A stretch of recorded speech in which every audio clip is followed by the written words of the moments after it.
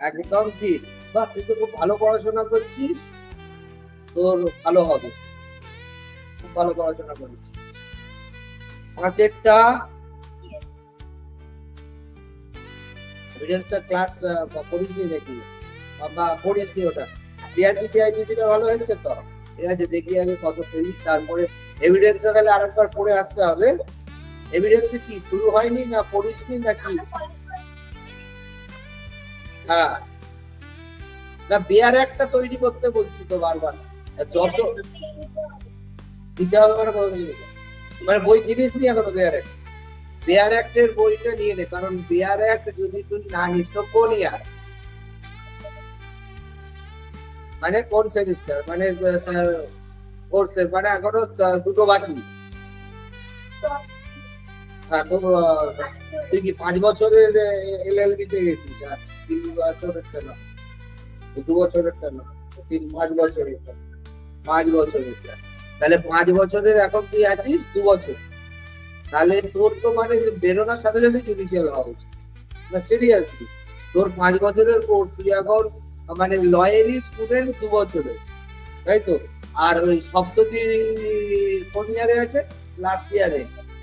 সপ্ততি last ইয়ারে, আর ভাস্বতী এবারে বেরিয়েছে বোধহয়।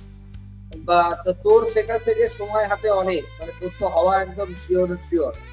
আর তুই বা তাহলে বেয়ার একটা নিয়ে নে। আর এভিডেন্স অ্যাক্ট, আমার কাছে কথা হচ্ছে বেয়ার অ্যাক্ট গুলো যদি আমরা 1 বছর 2 বছর ধরে নাড়াঘাটা করতে পারি, বেয়ার অ্যাক্ট তো 2 বছর, এখনো 3 বছর হাতে সময় আছে, তাহলে তুই 3 বছর পরে জুডিশিয়াল দিবি। তুই 3 বছর বেরোবি তোর, মানে আমি বলছি তুই 4 বছর পরে জুডিশিয়াল দিবি, তার মানে এখন থেকে প্রিপারেশন নিচ্ছিস, মানে 4 বছরের প্রিপারেশন। তাহলে 4 বছর জুডিশিয়ালের প্রিপারেশন নিয়ে মানে কোনো স্টোরটাই আনটার্ন থাকবে না যে আমি জুডিশিয়ালে পাস করবো না ফেল করবো, মানে আর কোনো মানে ইফস এন্ড বাটস নেই। মানে যে 4 বছর ধরে জুডিশিয়ালের প্রিপারেশন নেবে, সে জুডিশিয়াল ক্র্যাক করবেই করবেই করবেই করবেই করবে। সেই জন্য কিন্তু সেটা কারা করবেই করবেই করবে না, যারা এই 4 বছর যে তুই এখন থেকে জুডিশিয়ালের ক্লাস করছিস, কোচিং নিচ্ছিস, তাতে তুই বাকিদের থেকে এগিয়ে কোথায় থাকবি? বাকিরা যখন বেয়ার অ্যাক্ট শেষ করবে তো তার আগে পুরো আমাদের যে জুডিশিয়ালের সিলেবাস, তার বেয়ার অ্যাক্ট এই বছরই শেষ হয়ে যাবে।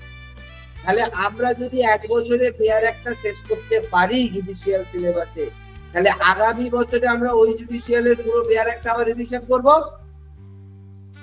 আবার সামনের বছর কি করব, আবার রিভিশন করব, এবং তার সঙ্গে ডেসক্রিপটিভ কোশ্চেন গুলো যে তোর টেলিগ্রাম গ্রুপে দিচ্ছি আনসার করে করে, সেগুলো লেখা প্র্যাকটিস করেছিস? দেখতে কি বলেছি, ও কি তোর হিরো নায়ক যে তোকে দেখতে বলেছি ছবি বুঝে করে নি? ওটা তো তোর হচ্ছে কি না, ডেসক্রিপটিভ কোশ্চেন আনসার লিখবো কিভাবে? 7টা কোশ্চেন অলরেডি আমি লিখে দিয়ে দিয়েছি সব রকম চ্যাপ্টার থেকে, আরো প্রায় 350-400 কোশ্চেন আমি লিখে লিখে ওখানে দিয়ে দেবো। এবারে তোকে কি করতে হবে, ওখান থেকে কপি করে নিয়ে খাতায় লিখতে হবে, বা খাতায় না করলেও মাথায় রাখতে হবে। মাথায় রেখে কি করতে হবে না, তোকে যে ডেসক্রিপটিভ কোশ্চেন গুলো দেওয়া হয়েছে ওই কোশ্চেন গুলোই আবার লিখতে হবে। এবার ওই ধরনের আরো 2-3 রকমের অল্টারনেটিভ কোশ্চেন আমি দেবো, সেগুলো তোকে লিখতে হবে। তাহলে তোকে প্রথমে যেটা করতে হবে সেটা হচ্ছে ওই কোশ্চেন গুলোকে এক একটার যে আমি টোটাল সাম আপ করে দিয়েছি, কোশ্চেন গুলো, ওই কোশ্চেন গুলোরই আনসার যদি আমি এখন লিখতে দিই, পারবি? ডেসক্রিপটিভ যে 7টা কোশ্চেন আমি লিখতে দিয়েছি, লিখিয়ে দিয়েছি। হ্যাঁ, না না না তো, তাহলে ওই 7টা কোশ্চেন কমে যাবে। তুই যে 4 বছর আগে এগিয়ে আছিস বাকিদের থেকে, সেইটা তো ফায়দা তুলবি, নইলে বাকিরাও তো তোর সঙ্গে শুরু করবে, তখন তুইও 10 বাকিরা শুনবে, এইটা ডিফারেন্স থাকবে না? তুই 90 বাকিরা শুনবে, কোনটা ডিফারেন্স থাকবে? 90টা কি করে হবে? তুই যদি না এখন ডেসক্রিপটিভ গুলো রেডি করিস, এখন পুরো বেয়ার একটা শেষ করিস, তুই যদি ওদের সঙ্গে আসিস তুই হয়তো 20 এগিয়ে থাকিস, ওরা 20টা তোকে মেকআপ দেবে। কিন্তু তুই যদি 90 এগিয়ে থাকিস তো তুই তো কোনোদিন শিখতে পারবে না। তাহলে তোকে কি করতে হবে, ডেসক্রিপটিভ কোশ্চেন গুলো সব খাতায় তুলে মুখস্থ করে নিবি, ওগুলো আমি লিখতে বলবো, সব একটা একটা করে লিখবি, এবং আমি আরো প্রায় 350-400 ডেসক্রিপটিভ আনসার দেবো টেলিগ্রামে লিখে লিখে, ওইগুলো রেডি করে নিবি, ঠিক আছে? আর বেয়ার অ্যাক্ট তোর আমাদের এখানে দেখ, হিন্দু শুরু হয়ে গেছে, লিমিটেশন শুরু হয়ে গেছে, আমাদের এখানে CrPC IPC BNS BNSS IA BSS শুরু হয়ে গেছে। অন্তত এই কটার বেয়ার অ্যাক্ট নিয়ে মুখস্থ করে নে, আবার যখন ক্লাস হতে যাবে তাহলে এভিডেন্সটা সব লিমিটেশনটাও তাহলে কিনে নি, শুধু লিমিটেশন আর এভিডেন্সের বেয়ার একটা পুরো ছেড়ে করতে পারে না। কারণ এক্সাক্ট প্রিলিমসে কি আছে, সবই প্রায় বেয়ার অ্যাক্ট থেকেই তো কোশ্চেন এসছে। এমসিকিউ কোশ্চেন বেয়ার অ্যাক্টের বাইরে যাবে কি?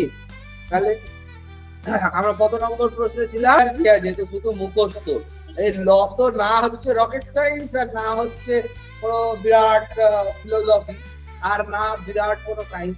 ল এর সাকসেস হচ্ছে যে যত ভালো করে মেমোরিকে ট্রেন করতে পারবে। এখানে ব্রেন ট্রেন করাতে হবে না, শুধু মেমোরি কাজে লাগাতে হবে। মেমোরি এনহ্যান্সের জন্য কি করছিস?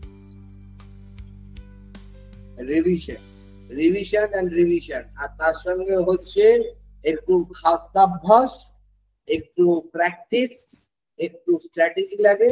মেমোরিকে এনহ্যান্স করার জন্য খাদ্যাভ্যাসটা কিন্তু খুব মানে যেমন অলিভ, কড লিভার অয়েল, যেগুলোতে আমরা মেমোরি বুস্ট আপ করতে পারি। মেমোরি বুস্টিং খাওয়ার যারা যত কারুর জেনেটিক্যালি মেমোরি খুব ভালো, মনে কর সালভে বা এই মনে কর আমাদের চন্দ্রচূড়, আমাদের শর্মা, আমাদের কপিল সিব্বল, অরুণ জেটলি, এদের জন্মগত ডিএনএতে খুব ভালো মেমোরি আছে। কিন্তু যাদের নেই তারা যে ওরকম হতে পারবে না, তারা রেডি, তাদেরকে করতে হবে। কেউ জন্মগত রাজা হয় আর কেউ খেটে রাজা হয়, ঠিক আছে? শাহরুখ খান খেটে রাজা, শাহরুখ খানের ছেলে জন্মগত, কিন্তু টিকবে কে? তাহলে জন্মগত মেমোরিটা পাওয়া গেলে তো খুব ভালো হতো, ডিএনএ তে যদি সাপোর্ট করতো। কিন্তু ডিএনএ সাপোর্ট করেনি, যেখানে যতটা তোর করেছে তারপরে যেটা লাগবে সেটার জন্য খাদ্যাভ্যাস কিন্তু খুব ভালো দরকার। স্পাইসি খাবার না খাওয়া, যত বেশি মিষ্টি খাবি, চকলেট খাবি, তত ব্রেন ডাল হবে। যত বেশি নুন খাবি, ব্রেন ডাল হবে। সল্টি খাবার, স্পাইসি খাবার, অয়েলি খাবার, সুগার জাতীয় খাবার খেলে ব্রেন অকেজ। ব্রেনকে অ্যাক্টিভ রাখার জন্য ফ্রুটস আর ভেজিটেবলস সবচেয়ে বেশি দরকার, এবং তার সঙ্গে কিছু আলমন্ড, বাদাম জাতীয় খাবার, কিশমিশ, কাজু, আখরোট, এগুলো খেলে খুব ভালো হয়। এবারে ব্রেনকে যেটা করতে হবে সেটা হচ্ছে প্রপারলি রেস্টের জায়গা দিতে হবে। আমরা আজকালকার দিনে সোশ্যাল মিডিয়া এই ঘাঁটতে ঘাঁটতে রাত্রি 2-2:30 বাজিয়ে ফেলি, আবার সকালবেলা 8টা-9টার মধ্যে বেলি গাছের জন্য উঠে পড়ি। আমাদের এখন দিনে ঘুম হয়, আগে যেটা 8 ঘন্টা হতো সেটা এখন 4 ঘন্টা 5 ঘন্টায় নেমে চলে এসছে। অনেকে তো মনে কর রাতে 2টায় শুতে যাচ্ছে, আবার 8টায় উঠে পড়ছে। তাহলে ব্রেন যে হিলিং করে সেটা করতে পারছে না। অতএব যারা ভালো লয়ার তাদের ঘুমটা পর্যাপ্ত দরকার, বুঝতে পেরেছো? আর ডিস্ট্রাকশন গুলোকে দূর করতে হবে। ডিস্ট্রাকশন মানে জীবনে অন্য কোনো কিছুকে মনে রেখে বা জীবনে অন্য কিছু ভেবে নিজের যে মাইন্ডসেট বলতে আমি কি বলতে চাইছি, যে তোর ডিস্ট্রাকশন, তোর মেমোরি এতটা টুইটি, তাতে যা লয়ের বই আছে, যা লয়ের জিনিস আছে ঢোকালেই ফুল হয়ে যাবে, বা আরো এক্সটেন্সিভ লাগবে, এক্সপ্যান্ডেবল মেমোরি লাগবে। সেখানে তুই তোর একটা লাভ অ্যাফেয়ার্স, তোর একটা ফ্যামিলি অ্যাফেয়ার্স, তোর একটা সোশ্যাল অ্যাফেয়ার্স, তোর একটা ফ্রেন্ডস অ্যাফেয়ার্স, তোর একটা ড্রিম অ্যাফেয়ার্স, সবগুলোকে জায়গা দিয়েছিস। তারা মনে কর 500 MB করেই খেয়ে বসে আছে, তাহলেই তো 1.5 GB ওখানে গল্প শেষ হয়ে গেছে। অতএব আমার খেতে, ঘুমোতে, শুতে, স্বপ্ন দেখতে আমি লকে নিয়ে ভাবি পড়ি, আমার ব্রেনে আর কিছু জায়গা নেই এক্সট্রা দেবার। তুই মোবাইল কি করিস? পরিষ্কার করিস তো, ফোনগুলো ফেলে দিস। এবারে এআই এর যুগ আসছে, এই এআই এর যুগে ভালো করে ভেবে দেখ, তোর থেকে বেশি কে মনে রাখবে? এআই। তোর কম্পিটিশন কোনো বড় লয়ারের সঙ্গে নয়, তোর কম্পিটিশন হতে যাচ্ছে আগামী দিনে কার সাথে? মানে এআই এর সঙ্গে। এবার যখন এআই তোর মনে রাখার শুরু করবে আর তুই মনে রাখা শুরু করবি, এআই কে তখনই তুই হারাতে পারবি যখন তুই এআই এর সমকক্ষ বা এআই এর থেকে এগিয়ে যাবি। সেটা কি করে সম্ভব?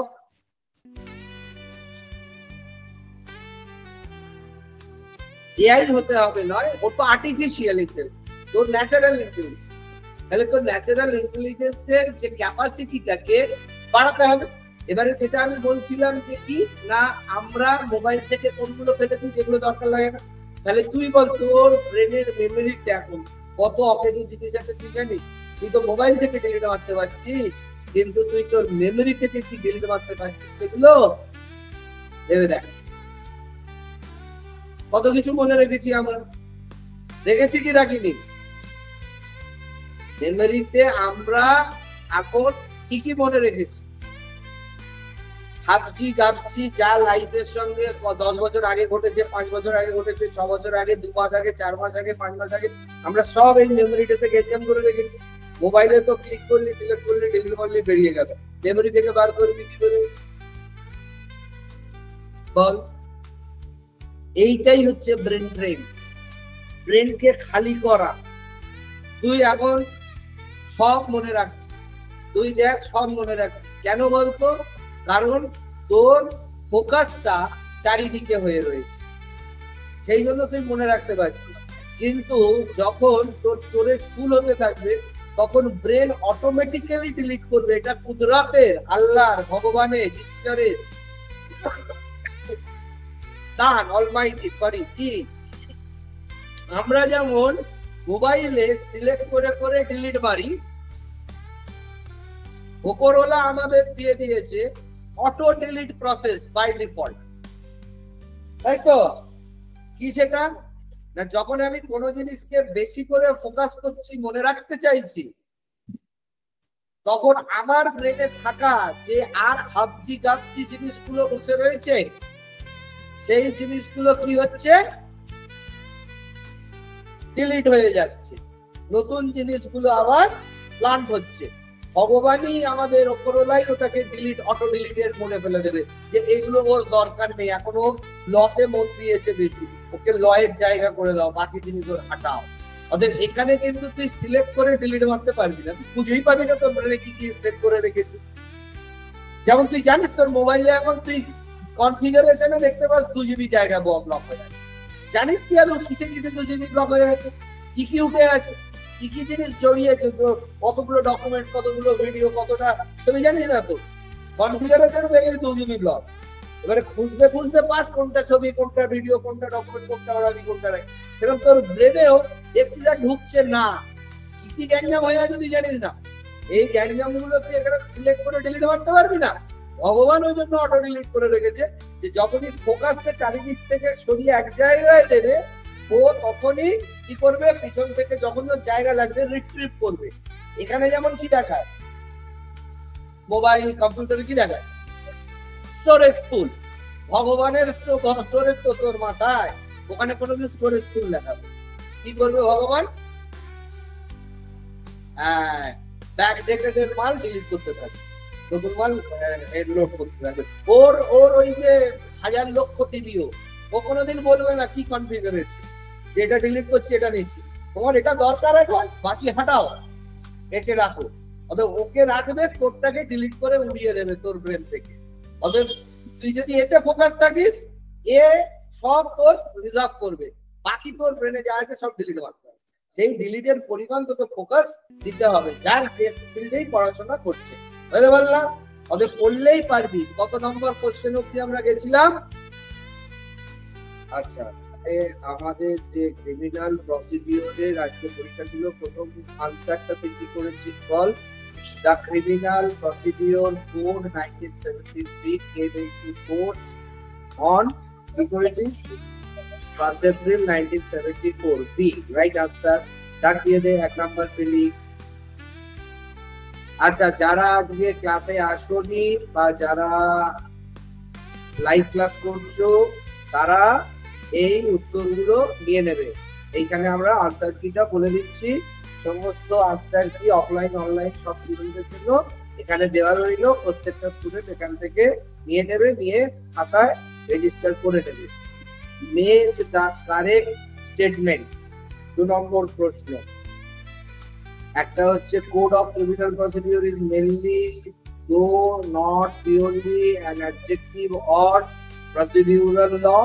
There are certain provisions in the code of criminal procedure which are partly in the nature of substantive law. Code of Criminal Procedure 1973 is unduly rigid and doesn't make room for any special law and procedure, and both B and C. কোনটা করেছিস উত্তর? করিসনি? আচ্ছা, তোর question পেপারে দাগ দিয়ে নে এটা তাহলে। হ্যাঁ, তুই ওয়েমার শিটটাও চেক করে নে একেবারে, ওয়েমার শিট করে দিচ্ছিস তো? গুড। তাহলে দুইয়েরটা হচ্ছে আমাদের সি। ঠিক আছে, আমি আর পুরো কোশ্চেন পড়ছি না, কারণ অনেক কোশ্চেন তো পুরো পড়তে গেলে এখন 2 ঘন্টা লেগে যাবে শুধু আনসার কি মেলাতে। আমি শুধু কোশ্চেন নাম্বার বলছি আর আনসার কি বলছি। ঠিক আছে, 3 নম্বরের উত্তর এ। ঠিক আছে, তাতে মানে দিয়েছিস। 4 নম্বর প্রশ্নের উত্তর 4-এরটা ডি। 5 তো 4 হয়ে গেল। 5-এর উত্তরটা কি হবে তাহলে? ডি ফর দিল্লি না বি ফর বোম্বে? কি করলি? ডি ফর দিল্লি, একদম রাইট। 5-এরটা ডি হবে। বাহ, খুব সুন্দর করেছিস। 6-এরটা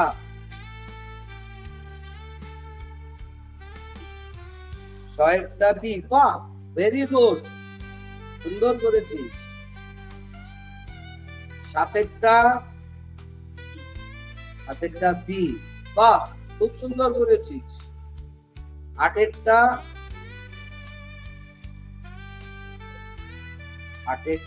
এ। বাহ, খুব সুন্দর করেছিস, ফাটিয়ে দিয়েছিস। 9-এরটা এইটা ভুল, সরি, 9-টা ডি।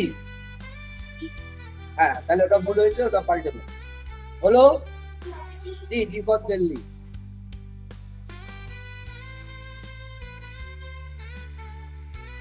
আমাদের কত কি হলো?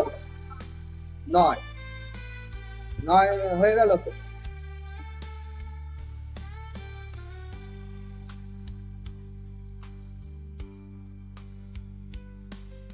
তাহলে এবারে হবে 10।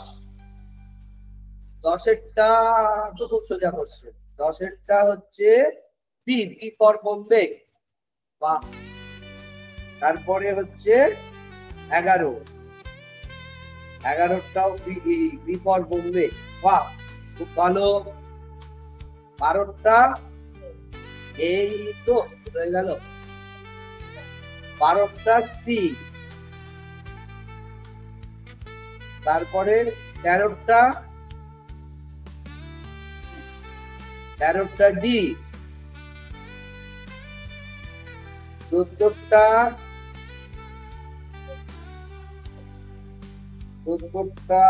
ডি। একটুখানি কনসেপশনে গড়বড় হচ্ছে। 15টা সি।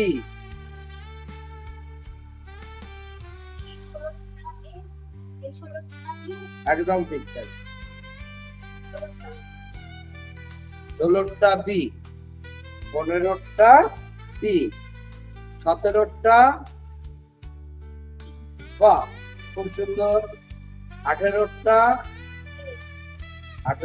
এ। বাহ, ভেরি গুড। ফাটাফাটি পরীক্ষা দিয়েছিস, দেখি ওরা কি করেছে। 19-এরটা সি।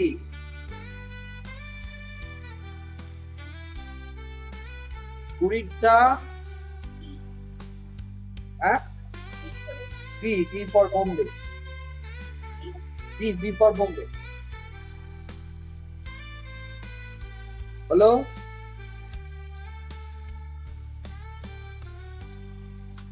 20টা বি হয়েছে।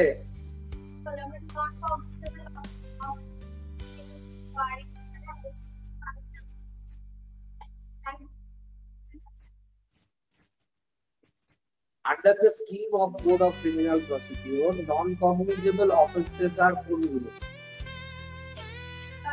Or public wrongs, মানে যেখানে সবাই এফেক্টেড। প্রাইভেট রংস, আমি যদি এটা আমার প্রাইভেট স্পেসে বা প্রাইভেট এতে আমি ইউজ করি, সেটা নন কগনিজেবল পরীক্ষা। বুঝতে পারলি না পারলি? বুঝেছিস? 21-এরটা ডি, ডি ফর দিল্লি। 22-এরটা হ্যাঁ বি, বি ফর বোম্বে। 23-এরটা এ, রাইট।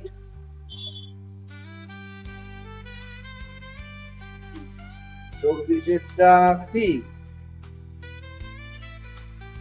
কোশ্চেনটা মন দিয়ে পড়লেই তো বুঝতে পারছিস। 25-এরটা ডি। 26-এরটা ডি। তুই এইটাতেই শুধু বলেছিস, এখানে আমি অনেকগুলো অপশন একসঙ্গে দিচ্ছি। 26-এরটা মানে আর একটু পাকতে হবে। 26-এরটা ডি। 27-এরটা সি। 28-এরটা একদম রাইট। 29-এরটা আমি কোশ্চেনটা ভুলিয়ে ফেলেছি। এইখানে 28, এখানে 29। Under which section of CrPC, তাই তো? হ্যাঁ, 29-এরটা কত বলছিস? বি ফর বোম্বে, তাই তো? সেকশন 82, একদম রাইট। বাহ। 30-এরটা বাহ, বি, বি ফর বোম্বে। 30-এরটাও বোম্বে। তারপর 31-এরটা, 31-এরটা সি। 32-এরটা বাহ, রাইট। 33-এরটা সি।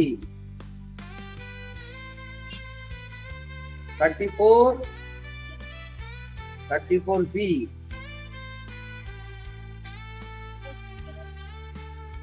35 সি, বাহ, right.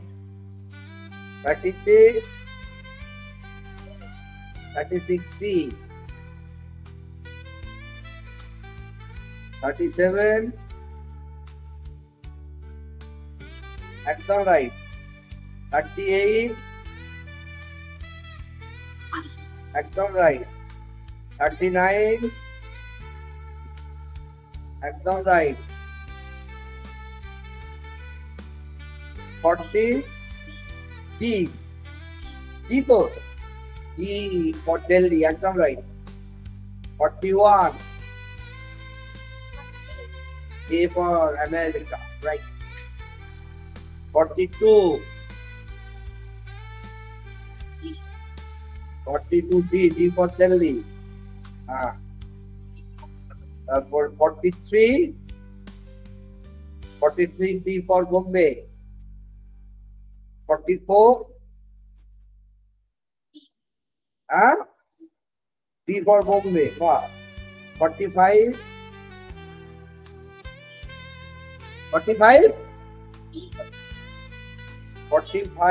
B for Bombay, right? না 44টা B, সরি 45টা কি করে দিস? 45টা C description. 46 একদম রাইট। 47 বাহ। 48 D, D for Delhi. 49 D for Delhi, right? 49 and 50টা B, B for Bombay, right? Correct. That's good. তাহলে এবারে আমরা যাব কোথায়? এবার কোনটা করব? তাহলে সিআরপিসি হয়ে গেল একটা পরীক্ষা। আইপিসি যাব।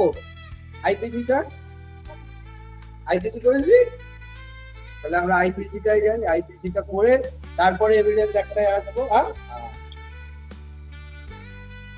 কত পেলি তাহলে এখানে মোটামুটি?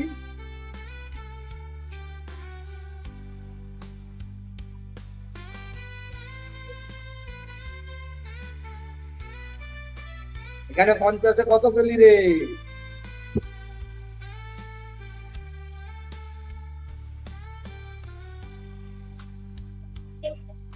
50-এ 33 ফাটিয়ে দিয়েছিস তো। সেকেন্ড ইয়ার স্টুডেন্ট, মানে সবে 5 বছরের 2 বছরের স্টুডেন্ট হয়ে ফাটাফাটি রেজাল্ট করেছিস। খুব ভালো, তোর ভবিষ্যৎ উজ্জ্বল হবেই হবে। আমরা এবার যাই ইন্ডিয়ান পেনাল কোডে। চলো, পেনাল কোড এক একটা বি বি বি ফর বন্ধু। নাম্বার 2 ওটা বি হবে। কেন হবে বুঝতে পেরেছিস তো? 3 এরা বোঝা। হ্যাঁ, 3 number 3 is answer A. Number 4 A. Number 5 হচ্ছে D. D for Delhi. Number 6 A.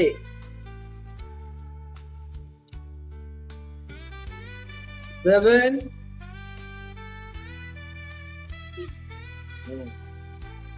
8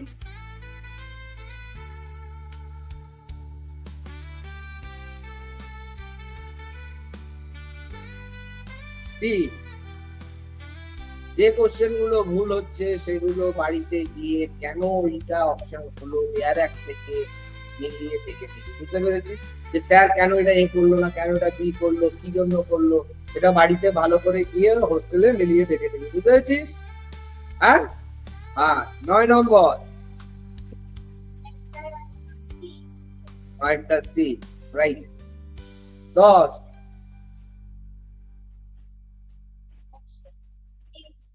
হ্যাঁ, 10-এরটা বি।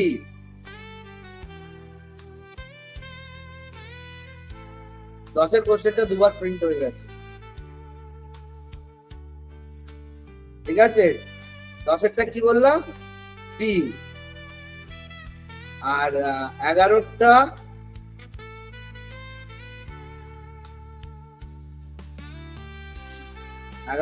বি।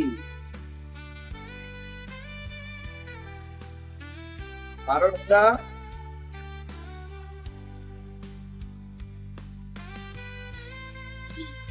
একদম ঠিক। 13টা এ।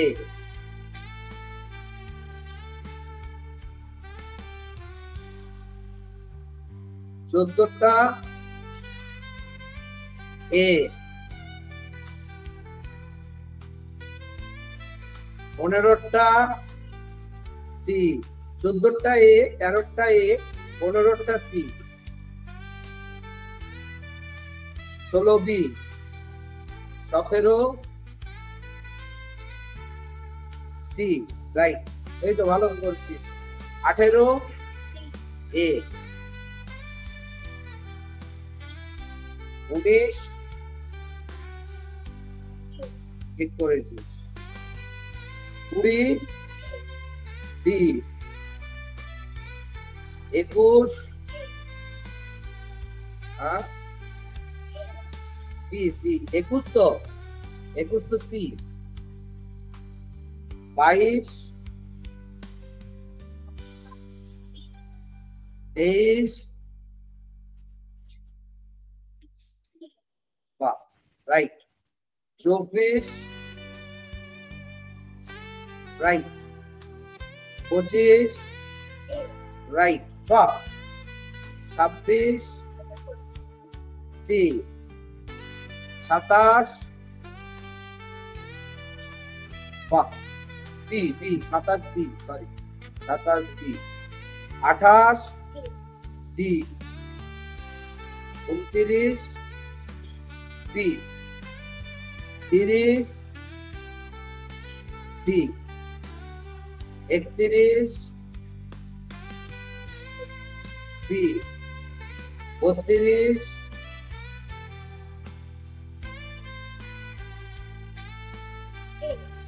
C, 33 32 C, 31 B, 30 C, 30 C, 31 B, 32 C, 33 D, 34, হ্যাঁ 33 D, 34 A, 35 B, 36 B, 37 C,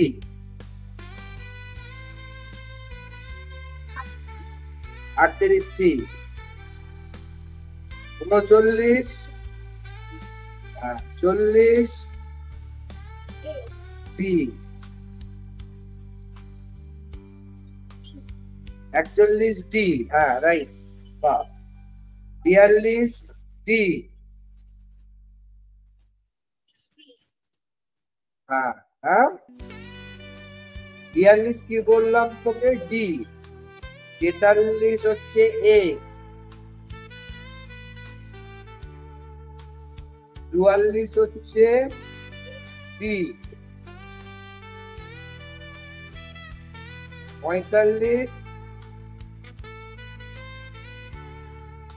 46 B, 47 C, 48 D, 49 D, right, বা 50 D, বা তাহলে এটা count করে বল, এটা খারাপ হয়েছে, পুরোটা ভালো হয়নি। আগেরটা যেমন 33 উঠেছিল 50, এটাই কত উঠেছে বল। আমরা এবারে তাহলে এভিডেন্স অ্যাক্টে চলে যাচ্ছি। এভিডেন্স,